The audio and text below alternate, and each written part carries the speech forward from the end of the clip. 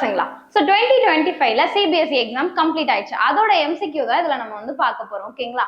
So question என்னன்னா select true statement about lymph from the following. So first statement என்ன கொடுத்திருக்காங்க அப்படின்னா lymph vessels carry lymph through the body and finally opens into large artery.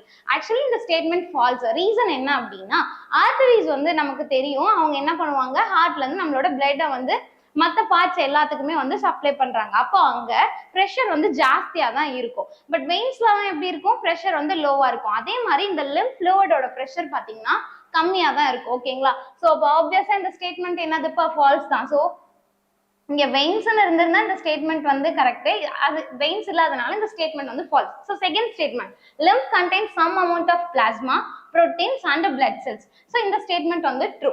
So third statement lymph contains some amount of plasma, proteins and red blood cells. So lymphல வந்து நமக்கு red blood cells கிடையாது, white blood cells தான் இருக்காங்க. அந்த white blood cellsலயும் especially lymphocytes தான் இருக்காங்க. ஓகேங்களா?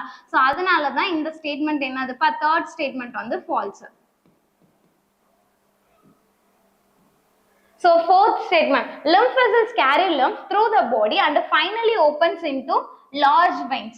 So first சொன்ன மாதிரியே தான் ஆர்டரிஸ்ல வந்து lymph fluid வந்து drain ஆகாது, எங்க வெயின்ஸ்ல தான் வந்து drain ஆகும். ஓகேங்களா? சோ ஆப்ஷன்ஸ் என்னதுப்பா, அப்ப எந்தெந்த statement correct, second statement to fourth statement தான் வந்து correct. So answer is option B 2 and 4. Thank you.